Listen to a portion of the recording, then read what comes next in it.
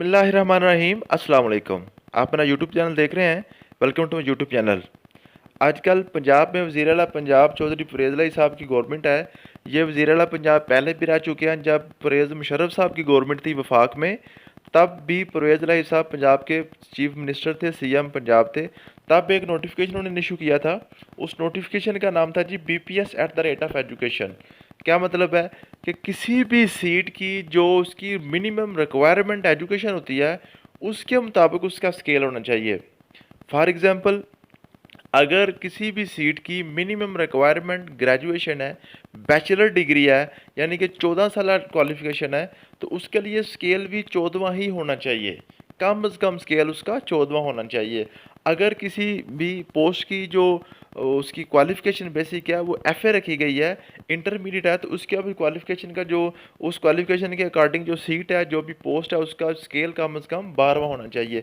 इसी तरह master degree की जो भी क्वालिफिकेशन होगी, जिस जिस सीट के लिए क्वालिफिकेशन जो मिनिमम रिक्वायरमेंट होगी, अगर मास्टर डिग्री होगी तो उसके लिए स्केल जो होगा वो 16वां होगा। और उसके अलावा जो उससे हायर क्वालिफिकेशन होगी उसके लिए 17 और 18 स्केल तजवीज़ किए गए थे। MPhil के लिए 17 और PhD के लिए 18 स्केल तजवीज़ किए गए थे। इससे बड़े हो सकते हैं, इससे ज़्यादा स्केल हो सकते हैं, लेकिन छोटा स्केल इससे नहीं हो सकता। ठीक हो गया जी। तो इसी नोटिफिकेशन को देखते हुए बहुत से डिपार्टमेंट्स को इसकी फ़ायदा भी हुआ था। जैसे यूनियन काउंसिल सेक्रेटरीज़ वगैरह और दूसरे बहुत से डिपार्टमेंट्स ऐसे थे जो लोअर ग्रेड्स में काम कर रहे थे। जैसे ये नोटिफिकेशन हुआ था तो उनकी क्वालिफिकेशन के मुताबिक उन लोगों को स्केल दे दिया गया था। लेकिन जो ज्यादती की गई थी वो एजुकेशन डिपार्टमेंट के साथ ज्यादती की गई थी कि MPhil और PhD होल्डर्स जो उस्ताद इकराम थे, उनको उनकी क्वालिफिकेशन के मुताबिक उनको जो है ना स्केल नहीं दिया गया था। ठीक हो गया। इस नोटिफिकेशन को बुनियाद बनाकर पंजाब गवर्नमेंट में जितने भी स्कूल टीचर्स काम कर रहे हैं, उनकी एक यूनियन है, स्कॉलर्स यूनियन।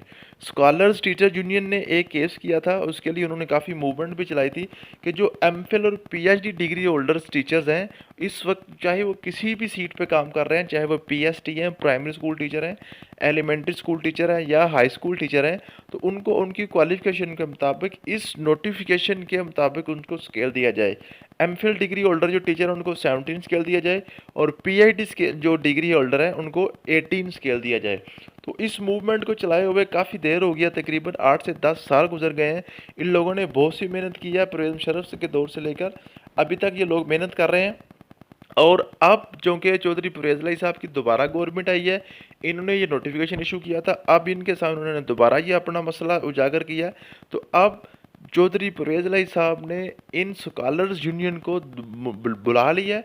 जो स्कॉलर्स यूनियन के नुमाइंदे हैं उनको बुलाया है और उनको अपना केस जो है ना, अपनी जो फाइल है उसको अपने ऑफिस में सबमिट करने को कहा गया है कि आप बताएं कि आपका मसला क्या है।